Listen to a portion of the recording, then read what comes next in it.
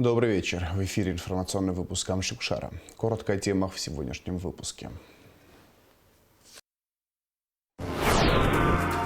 Герою Абхазии, генерал-лейтенанту Сергею Платоновичу Дбар 2 мая исполнилось бы 78 лет.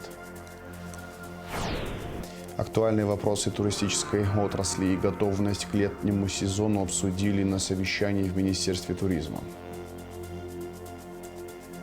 В преддверии Пасхи в Сухуми прошла выставка-ярмарка «Праздник сладостей», организованная торгово-промышленной палатой Абхазии.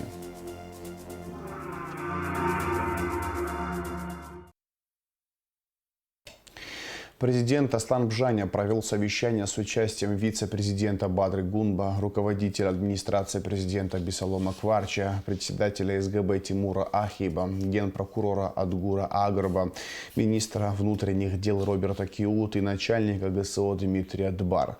Глава государства дал поручение в течение недели предоставить информацию о перестрелке, имевшей место в Сухуми, и об инциденте с участием депутата Народного собрания Стамура Герхелия. Уважаемые коллеги, первое. Необходимо дать правовую оценку инцидентам, которые произошли в последнее время в Абхазии. В частности, речь идет об инциденте с участием депутата Народного собрания Герхелия. Это первое. Тщательно в этом разберитесь и проинформируйте меня в начале следующей недели. Второе. События, которые вчера произошли на набережной, огнестрельное ранение в отношении гражданина Абхазии, причины, участники и предпринимаемые меры.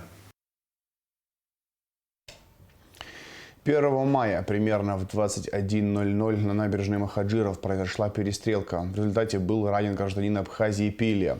Он доставлен в республиканскую больницу. По факту стрельбы возбуждено уголовное дело. Поздно вечером министр внутренних дел Роберт Киут провел экстренное совещание. Министр поручил расследовать данное преступление в кратчайшие сроки.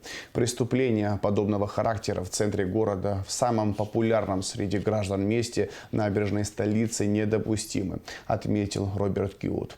Как стало известно позже, в ходе проведения следственно-оперативных и оперативно-розыскных мероприятий установлен подозреваемый в совершении данного преступления. Принимаются меры по установлению его местонахождения и задержанию. Во исполнение поручений президента Аслана Бжаня премьер-министр Александр Анкваб провел совещание с руководителями профильных ведомств по вопросам состояния центральной автомагистрали Псоу-Ингур и в целом дорожной инфраструктуры. С учетом наступающего курортного сезона премьер-министр поручил подготовить перечень работ, выполнение которых необходимы в первую очередь. Герою Абхазии, кавалеру ордена Ахтсапша первой степени, генерал-лейтенанту Сергею Платоновичу Дбар 2 мая исполнилось бы 78 лет. Руководство и личный состав Минобороны возложили цветы к памятнику Сергея Дбар в Сухуми. Репортаж Лауры Капш. Талантливый военачальник, сильный духом, волевой и мужественный человек. Именно так сегодня в Абхазии вспоминают выдающегося абхазского полководца Сергея Дбар. Он является символом стойкости и несгибаемости народного духа. В самое тяжелое для страны время, во время Отечественной войны народа Абхазии, будучи кадровым офицером, Сергей Дбар организовал и возглавил сопротивление абхазских бойцов. Был командующим Гумистинским фронтом, начальником генерального штаба вооруженных сил республики. В армии каждый должен свое дело делать, а не так, как на Хуашке. Ну вы орган за Хапшизару. Да, вы орган. А что на время не делали? Я шаг за шагом иду, как военный профессионал. Ребята, мы воюем за то, чтобы выиграли. Выжить и выиграть. Выиграть. Доказать, что мы настоящими являемся. В конце августа 1992 года полковник Сергей Дбар был направлен на Бзыбский оборонительный рубеж, чтобы исполнять обязанности командующего Гагарским фронтом. С первых дней прибытия на Бзыбский рубеж Сергей Платонович приступил к выравниванию линии фронта, обеспечению личного состава вооружением, продовольствием, установлению связей с местным населением. В середине сентября закончилось строительство фронта. Оборона стала надежной. Вскоре при его активном участии была разработана операция по по освобождению Гагры. С 1 по 6 октября 1992 года под его руководством Гагарская наступательная операция была проведена блестяще. На 6-е сутки наступления абхазские ополченцы совместно с добровольцами Северного Кавказа, Турции, Сирии, казаками Юга России, разгромив многократно превосходящие силы противника, вышли на абхазо-российскую границу по реке Псо и водрузили там государственный флаг Республики Абхазия. И далее при активном участии Сергея Эдбара разрабатываются и планируются военные операции. Одной из самых тяжелых операций было наступление, начавшееся в ночь с 15 на 16 марта. После кровопролитных боев 17 и 18 марта абхазские части вынуждены были отойти на исходные позиции. И хотя эта военная операция не достигла цели, она содействовала приобретению личным и командным составом опыта ведения боевых действий. Так была успешно спланирована и осуществлена июльская операция, ставшая переломным моментом в ходе войны. В этой операции Сергей Эдбар проявил отвагу, храбрость в сочетании с искусством руководить войсками на полях сражения. Сергей Платонович Эдбар, я знаю, с начала 1992 года, когда он был назначен военным комиссаром тогда. Тогда наше знакомство с того времени. Потом война, послевоенный период времени. На примере таких военачальников мы воспитываем подрастающее поколение. Мы всегда будем помнить о нем. И такие люди не умирают, они всегда живы. Не только во время Отечественной войны, и послевоенный период времени под его руководством и великолепная операция, которая была осуществлена и подготовлена под его руководством. Это в марте месяце 1994 года по освобождению населенного пункта Латы. И дальше и другие мероприятия, которые проводились, под его личным командованием. Я служил. 16 сентября 1993 года началось наступление абхазской армии на всех участках фронтов. В 10 утра начальник генерального штаба Сергей Эдбар вместе с министром обороны Султаном Сосналиевым прибыли на Гумистинский фронт, где с 13 часов началось крупномасштабное наступление. 27 сентября освобождена столица Абхазии. 29 сентября на Кадурском мосту произошла историческая встреча Восточного и Гумистинского фронтов. В этот же день освобожден город Очамчира. 30 сентября 1993 года абхазская армия вышла к реке Ингур. Наступила долгожданная победа.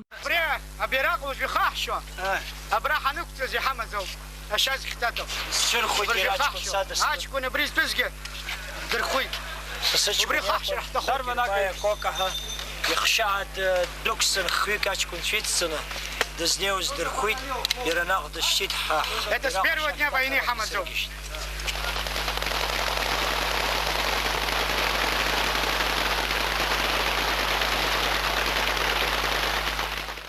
В сентябрьской наступательной операции генерал Сергей Эдбар непосредственно находился среди войск левого фланга Гумистинского фронта, штурмовавших Сухум с севера и северо-запада. Ему не раз приходилось под шквальным огнем противника идти в атаку, на своих плечах выносить с поля боя раненых и провожать в последний путь погибших товарищей. Сергей Платонович дошел с войсками до государственной границы с Грузией по реке Ингур. В послевоенный период Сергей Платонович в звании генерал-лейтенанта продолжал службу в вооруженных силах Абхазии. Был первым заместителем министра обороны, советником президента по военным вопросам. Сергей Эдбар был не только военным и государственным деятелем, он активно участвовал в общественно-политической жизни страны. Имя Сергея Платоновича Эдбар с золотыми буквами вписано в историю Абхазии. Лаура Капш и Налгвинджа, Абхазское телевидение.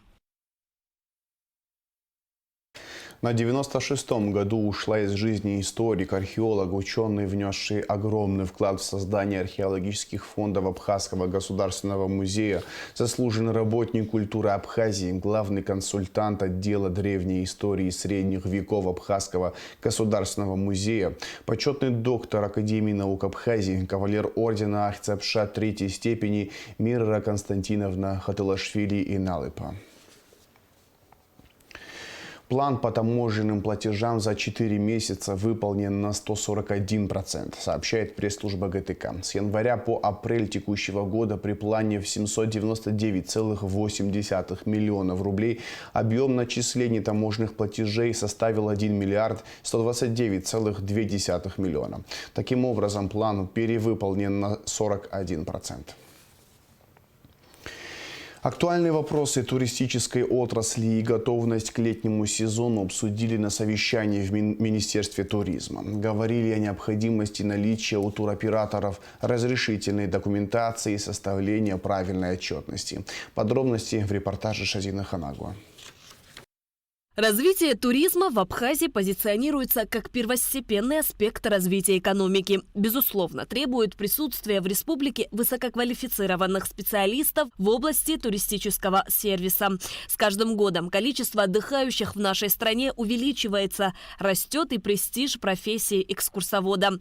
Ежегодно в преддверии курортного сезона Министерство туризма проводит встречи с представителями туротрасли республики, чтобы определить существующие проблемы в этой области и наметить пути их решения. Не бывает, вы работаете круглый год, но сейчас будет самая активная стадия работы вашей по приему наших гостей, экскурсантов, которые посещают нашу республику с однодневным визитом, которые приезжают из сопредельной территории, и также те, которые находятся у нас с целью отдыха, проживания, которые здесь находятся, и такие же экскурсанты, которые посещают наши объекты турпоказа.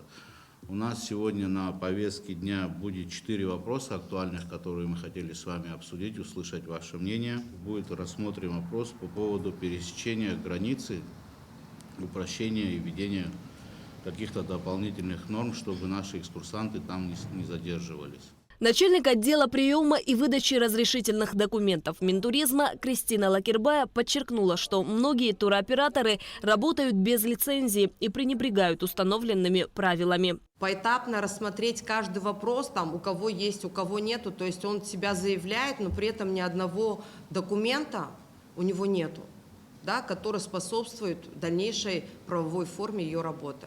Второй момент, хотела обратить внимание, к ежегодное проведение сертификации нашего турпродукта. Из вас сидящих только 3 фирмы имеют сертификаты на маршрут, которые нужно делать ежегодно.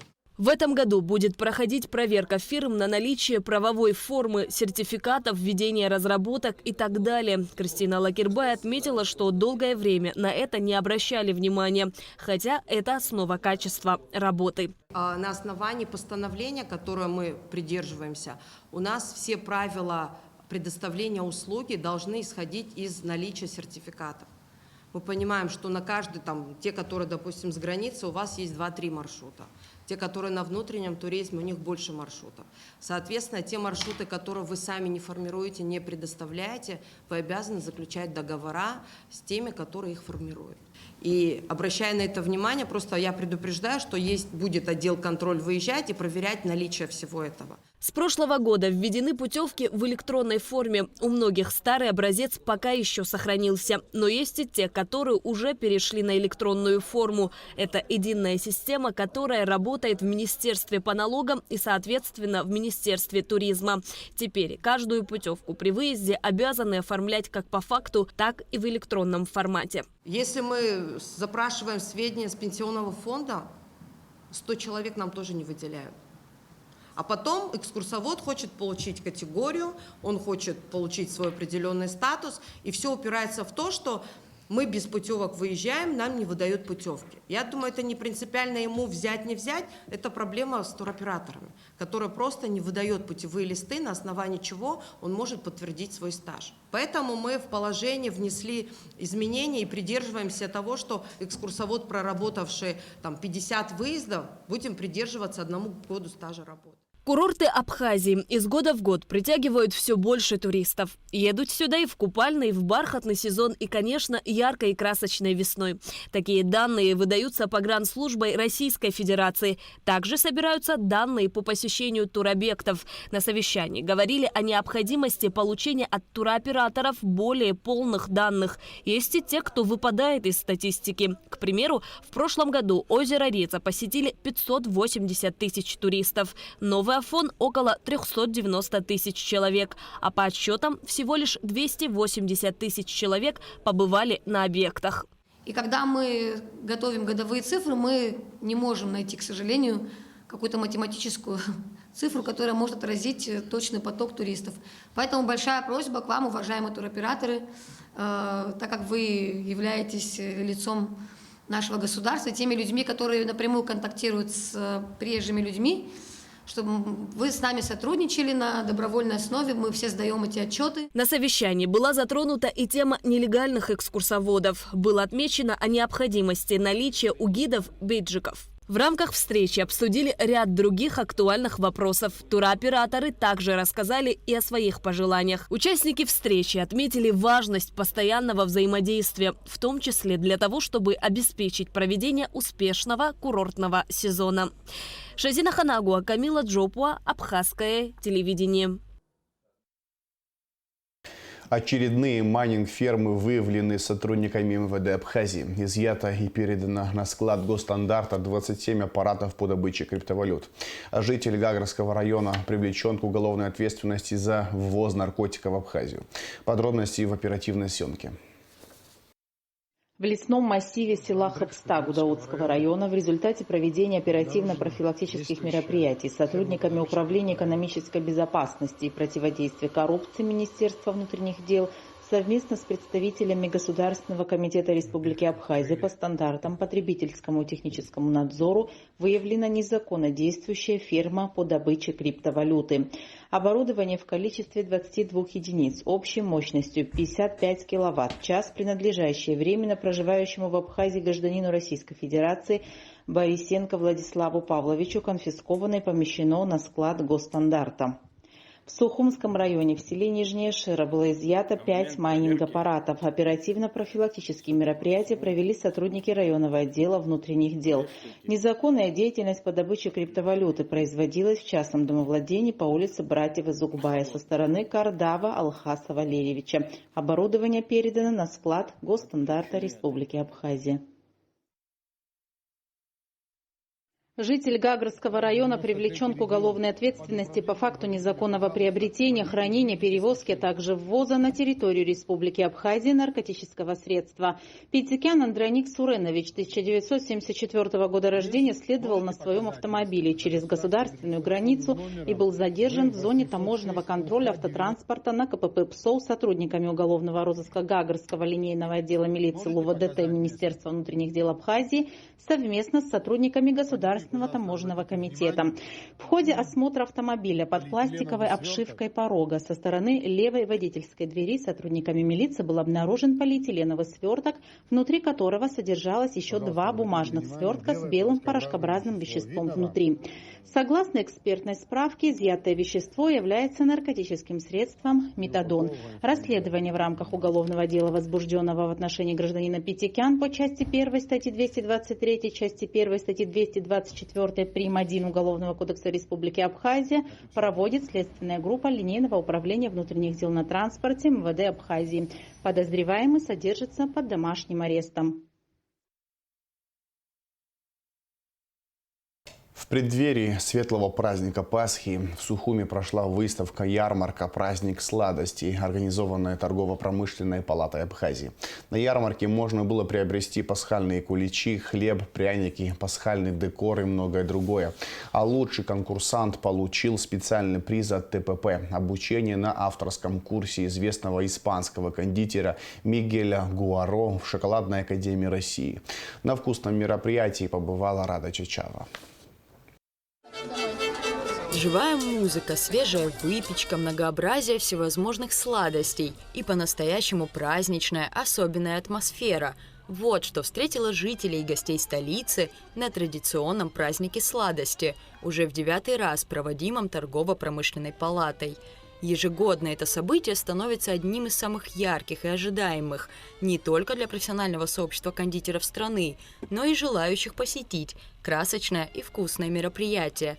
В этом году ярмарка-выставка приурочена к одному из главных христианских праздников – Светлой Пасхе. В этом году мы решили, как и предыдущие годы, приурочить к предстоящему светлому празднику Пасхи, и чтобы у всех жителей была возможность прийти посмотреть не только на красивые кондитерские изделия, я уверена, что они и соответствуют качеству, и каждый из нас сегодня имеет возможность приобрести для себя то, что ему понравится. Праздник сладости был впервые проведен торгово-промышленной палатой в 2013 году. Как и тогда, почти 10 лет назад, так и сейчас главной целью мероприятия является развитие и объединение профессионального кондитерского сообщества. В 2013 году мы в ресторане «Рцав» впервые провели конкурс. На тот период всего 15 участников выразили готовность принять участие в конкурсе и, можно сказать, соревновались за звание «Лучший кондитер года». С тех пор число участников с каждым годом увеличивается, и в этом году у нас выразили готовность более 50 участников принять участие уже в пасхальной ярмарке. Выставки-ярмарки, в особенности предполагающие конкурсную основу, в действительности важны и полезны. Благодаря подобным мероприятиям каждый кондитер получает возможность продемонстрировать свое мастерство, привлечь новых клиентов, ознакомиться с последними тенденциями в кондитерском деле. Любой конкурс – это хорошее, полезное мероприятие для того, чтобы заявить о себе. Для кого-то это первый такой пилотный проект, чтобы о нем узнали. И нам очень приятно после каждого мероприятия, когда уже к нам обращаются, чтобы вступить в ряды членов торгово-промышленной палаты, рассказывают о том, что у них расширяется клиентская база после участия либо в ярмарке, либо в конкурсе. И нас, как организаторов, не может это не радовать. В этом году все посетители ярмарки, а их, стоит отметить, было немало, могли проголосовать за понравившегося конкурсанта в номинации «Приз зрительских симпатий». ТПП подготовила для победителя особый подарок. Мы решили подарить от себя сертификат. Это обучение, точнее прохождение обучения авторского курса известного испанского кондитера Мигеля Гуаро, который приезжает в Российскую Федерацию в июне этого года, и будет возможность 3 дня увидеть и открыть для себя новые рецепты кондитерских изделий в Шоколадной академии России. Пасхальная выставка-ярмарка традиционно собрала на своей площадке качественную продукцию к праздничному столу от местных производителей. Тематический декор, разнообразные украшения для дома и уникальные сувениры. Кондитеры представили не только куличи, но и ореховые рулеты, печенье, пирожные и хлебобулочные изделия. Янина Шакая второй раз принимает участие в празднике сладости. На ярмарку она представила куличи с самыми разнообразными вкусами. Вся продукция сделана на закваске, мы не используем промышленные дрожжи. И в качестве наполнителей цукаты собственного приготовления, вяленая вишня, шоколад бельгийский, специи и пряности. Наша выпечка очень вкусная и очень достойная. А вот Ирина Кварча, владелица кафе-бутика «Чаек-кофеек», участвует в ярмарке выставки впервые. В ее ассортименте и домашняя выпечка, и элитные сорта чая. Сегодня мы представляем малую часть того, что у нас есть. Это некоторые сорта чая, кофе, элитные сорта, одно из самых лучших из того, что у нас есть. Также сладости прилагаются к этому. Это наше собственное производство, это домашняя выпечка, и поэтому она представлена в небольшом количестве. Мариана Жиба – молодой предприниматель с собственной пекарней Bakery House и цехом полуфабрикатов. Она не в первый раз принимает участие в ярмарке-выставке и рассказала, что подобные мероприятия по-настоящему важны для кондитеров. Очень нравится, всегда все ярко, насыщенно, интересно. Дает возможность сотрудничать с другими людьми, новые знакомства. А у нас сегодня представлены пасочки разного вида, ореховые рулеты, пироги яблочные, вишневые. По итогам праздника сладости победителем в номинации «Приз зрительских симпатий» стала кондитер Сандра Абрамян. Именно она пройдет обучение на авторском курсе известного испанского кондитера Мигеля Гуаро в Шоколадной академии России. Рада Чачава, Камила Джопо, Абхазское телевидение.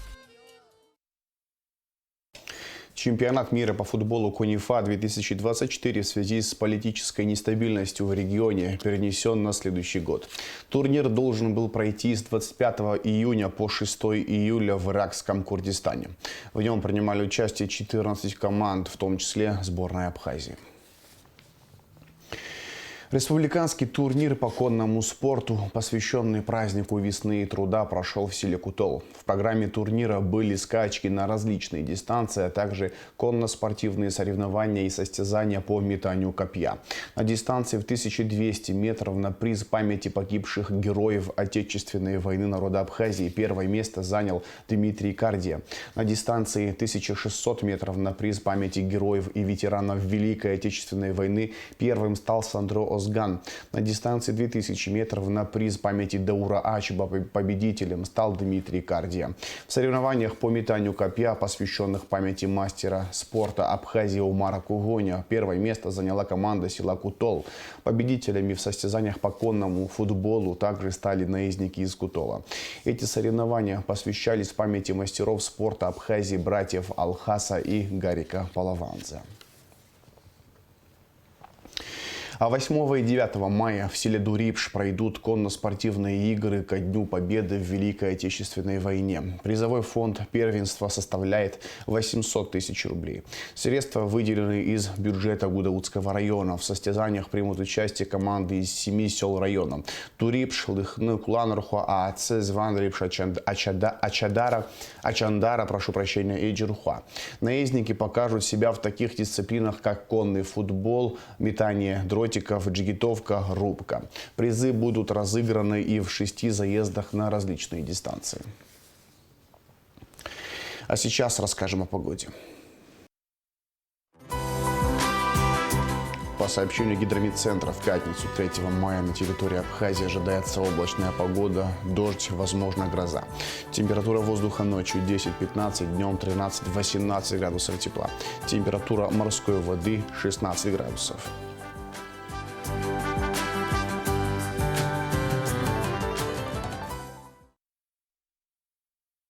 На этом информационный выпуск Амшукшара подошел к концу. Всего хорошего. До свидания.